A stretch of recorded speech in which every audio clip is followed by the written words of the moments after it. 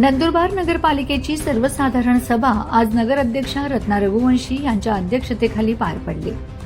या सभेस उपनगराध्यक्ष प्रथमेश चौधरी, मुख्य अधिकारी राहुल वाघ यांच्यासह सर्व नगरसेवक व संबंधित अधिकारी मोठ्या संख्येने उपस्थित होते।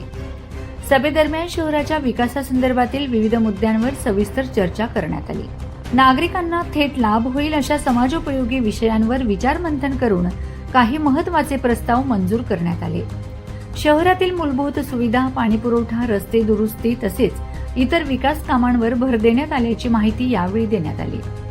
दरम्यान सभेत विरोधी पक्षाने सत्ताधाऱ्यांवर गंभीर आरोप केलेत। विरोधी पक्षनेते हिरालाल चौधरी यांनी सांगितले की सत्ताधारी गट कोणत्याही मुद्द्यावर विरोधी नगरसेवकांना बोलण्याची संधी देत नाही।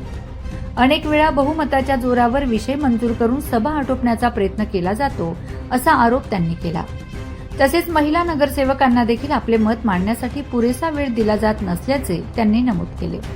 पत्रकारांनाही सभेत बसू दिले जात नसल्यामुळे पारदर्शकतेवर प्रश्नचिन्ह निर्माण होत असल्याचेही त्यांनी सांगितले। सत्ताधाऱ्यांचा कारभार मनमानी पद्धतीने चालत असल्याची टीका त्यांनी यावेळी केली। या आरोपांमुळे सभेत काही काळ तणावपूर्ण वातावरण निर्माण झाले होते। मात्र अखेरीस बहुमताच्या जोरावर काही विषयांना मंजुरी देत सभा संपन्न झाली।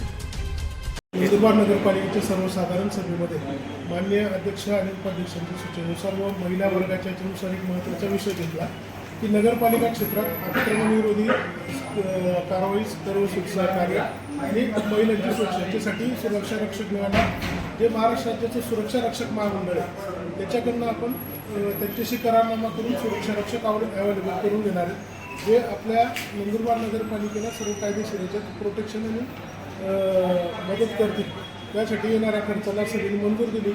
महाराष्ट्र सुरक्षा रक्षक महामंडळ याच्याशी आपल्याला करारनामा करावा लागणार आहे आणि आपल्या गरजेनुसार महिला पुरुष सुरक्षा रक्षक त्यांच्याकडनं घ्यायचे आणि ह्या दलाला सपोर्ट म्हणून आपण बँकांकडनं 2 वाहनं CSRनी त्यांची मागणी केली आहे। बँकांबरोबर माननीय अध्यक्षा तसंच आमदार श्री गोल साहेब यांच्या उपाध्यक्ष साहेब यांच्या सोबत जी बैठक झाली त्याला बँकांनी अतिशय सकारात्मक प्रतिसाद दिलेला आहे आणि ते 2 वाहनं आणि हे कर्मचारी याच्या माध्यमातून हे सुरक्षा रक्षकांचं काम हे लवकरात लवकर सुरू करायचं नगरपालिकेचं मानस आहे। रुग्णालय आपलं पहिल्यापासून JPN रुग्णालय जिथं आपली जुनी नगरपालिका होती तिथं आहे आणि ते आरक्षण काढून यांना वाणिज्य म्हणजे व्यापारी उद्योगासाठी हे करायचं आहे।